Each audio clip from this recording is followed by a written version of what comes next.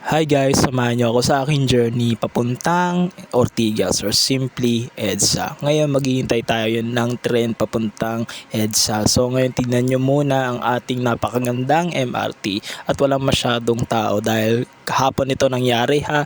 Wag na kayong makulit. So ngayon itong tren na to ay papuntang North, hindi po papuntang EDSA.